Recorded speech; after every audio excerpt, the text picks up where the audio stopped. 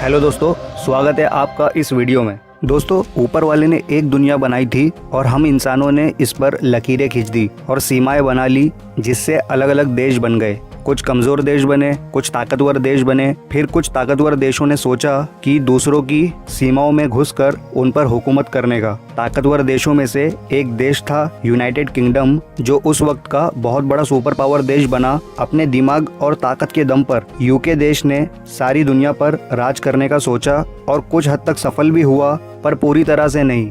दुनिया में कुछ देश ऐसे भी थे जिनका जियोग्राफिकल एरिया ऐसा था कि उन पर हमला नहीं किया जा सकता था, और कुछ देश बहुत बहादुर थे।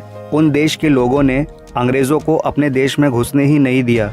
दुनिया में कुल 22 देश ऐसे हैं जिन पर अंग्रेज़ कभी हुकूमत नहीं कर पाए। दोस्तों, सारे 22 देशों के बारे में तो डिस्कस नहीं करूँगा, वीडियो बहुत बड़ी हो जाएगी।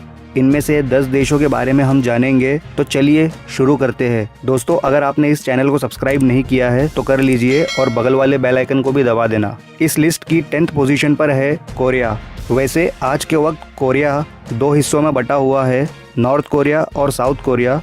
नॉर्थ कोरिया अपने सुप्रीमो लीडर्स की तानाशाही की वजह से पीछे रह गया। वही साउथ कोरिया आज दुनिया के सबसे विकसित देशों में से एक है। पर जब ये दोनों देश एक देश थे, कोरिया पर कोई भी यूरोपियन देश राज नहीं कर पाया था। हाँ, पर कोरिया देश पर एशिया के कुछ देशों ने कब्जा कर लिया था। जैसे 1895 तक चाइना की हुकूमत थी इस देश पर। फिर चाइनीज डायनेस्टी से वॉर होने के बाद 1910 में यहाँ जापान का कब्जा हो गया, लेकिन कोरिया पर कभी भी कोई यूरोप का देश कब्जा नहीं कर पाया। 9th पोजीशन पर है थाईलैंड।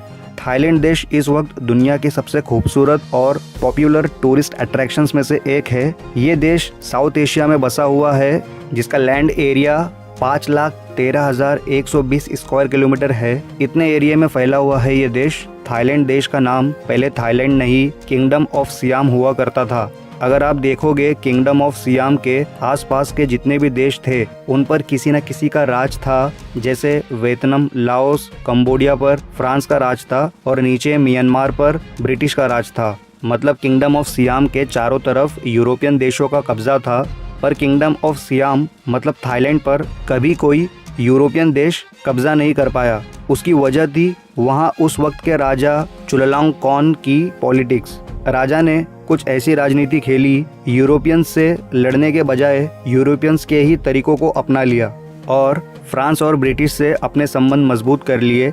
अच्छी दोस्ती की वजह से कोई भी यूरोपियन देश किंगडम ऑफ सियाम पर कब्जा नहीं कर सका।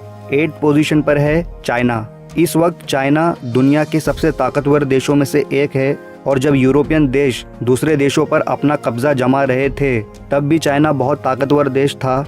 चाइना की बराबरी उस वक्त ऑटोमन साम्राज्य से की जाती थी।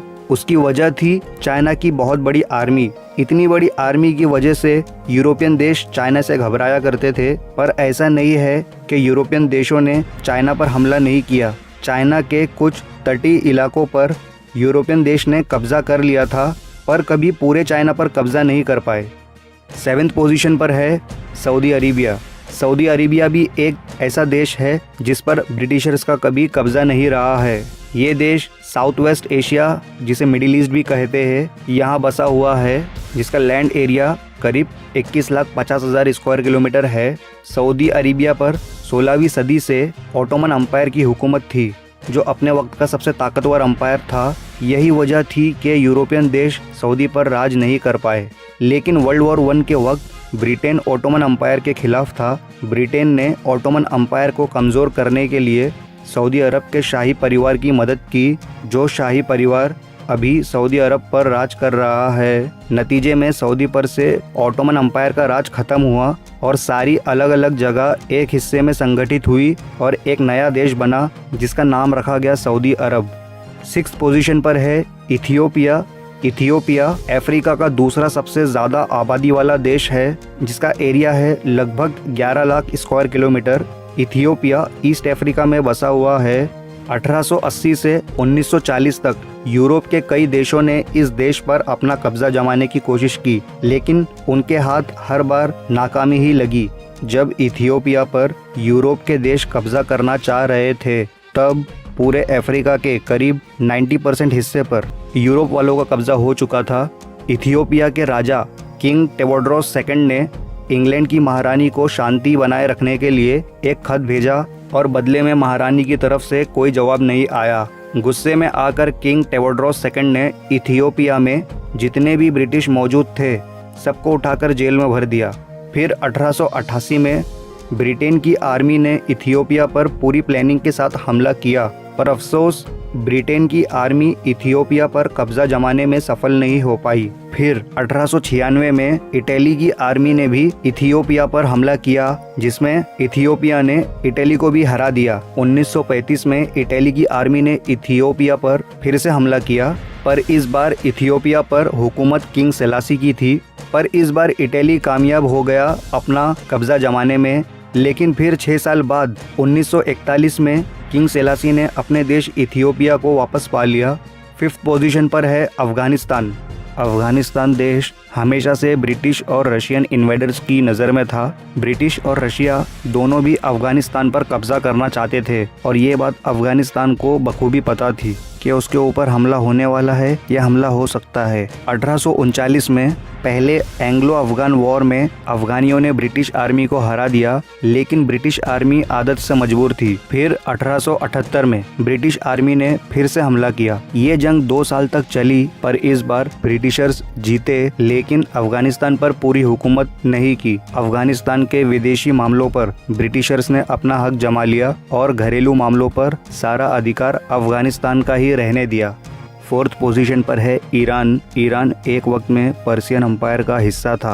ईरान देश पर भी अफगानिस्तान की ही तरह ब्रिटिश और रशियन इन्वेडर्स की नज़र बनी हुई थी। पर्शियन अम्पायर के नॉर्थ का कभी जो हिस्सा हुआ करता था उस पर रशिया ने कब्जा कर लिया था, जो आज के वक्त एक आज़ाद देश है जिसका नाम है तुर्कमेनिस्तान। लेकिन उस वक्त ईरान के ज़्यादातर हिस्से पर कजार डायनेस्टी का राज था। कजार डायनेस्टी ने यूरोपियन बैंकों से बड़े बड़े लोन लिए थे और वो ये लोन चुका नहीं पाए। इसलिए ब्रिटिशर्स ने कहा, हम तुम्हारे कमाई के ज़रियों पर कंट्रोल करेंगे और पूरे देश के इनकम का कुछ हिस्सा लेंगे। लेकिन पर्शियन अम्पायर ने ब्रिटिशर्स की इस बात को पूरी तरह से नकार दिया। नतीजे में ब्रिटिशर्स ईरान पर किसी भी तरह का कब्जा नहीं कर पाए। 3rd पोजीशन पर है भूटान। भूटान साउथ एशिया में बसा हुआ है और भारत का ही पड़ोसी देश है। भूटान हिमालयाज में बसा हुआ एक खूबसूरत देश है। हिमालयाज में बसने की वजह से भूटान पर ना कभी चाइनीज और ना कभी ब्रिटिशर्स राज कर पाए। 1772 से 1774 तक ब्रिटिश आर्मी ने बहुत कोशिश की कि वो भूटान के इलाकों पर अपना कब्जा जमा सके, लेकिन उनकी कोशिश हर बार असफल रही। लेकिन किंगडम ऑफ भूटान को ब्रिटिशर्स से एक एग्रीमेंट करना पड़ा, जिसमें ब्रिटिशर्स को भूटान की लॉजिंग इंडस्ट्री पर कंट्रोल मिल गया। इस एग्रीमेंट के बाद भी ब्रिटिश इंडिया और भूटान के बॉर्डर के बीच विवाद बना रहा और ये विवाद 1947 में ख़त्म हुआ भारत की आज़ादी के साथ। 2nd पोजीशन पर है जापान। जापान इस वक्त सबसे टॉप एडवांस टेक्नोलॉजी वाला देश है। ये देश काफ़ी दिमागदार है, इसी वजह से इस देश पर कोई दूसरा देश राज नहीं कर पाया। जापान को जब ये बात पता चली कि यूरोपियन देश दूसरे देशों पर हमला कर उस पर कब्जा जमा लेते हैं, इसलिए जापान जानता था उसका भी नंबर कभी ना कभी आएगा। इसलिए जापान ने खुद को तैयार करना शुरू कर दिया था और अपना प्रभाव दूसरे देशों पर बनाना शुरू कर दिया था। जैसे चाइना पर हुकूमत कर रहे चाइना डायनेस्टी को जापान ने हराया। जब 1905 में रशिया ने जापान पर कब्जा करने की कोशिश की तो जापान ने रशिया को भी हरा दिया। यूरोप के द्वारा खुद पर कब्जा जम जाने के डर से जापान खुद ही काफ़ी ताकतवर बनता चला गया। जापान ने कई देशों पर अपना कब्जा जमा दिया, जैसे north Korea, south Korea, China के कुछ हिस्से, ताइवान। और एक चीज़ तो बड़ी गजब हुई, कहा रशिया जापान पर कब्जा करने निकला था, उल्टा जापान ने ही रशिया के कुछ हिस्सों पर कब्जा जमा लिया। तो इस तरह जापान एक पावरफुल देश बनकर उभरा। इस लिस्ट की 1st पोजीशन पर है नेपाल। नेपाल भारत का पड़ोसी देश है, जहां हर तरफ हिमालय पहाड़ है, इसलिए ये देश खूबसूरत है। ब्रिटिशर्स की नेपाल पर हमेशा से नज़र थी, पर ब्रिटिशर्स नेपाल पर कभी कब्जा नहीं कर पाए।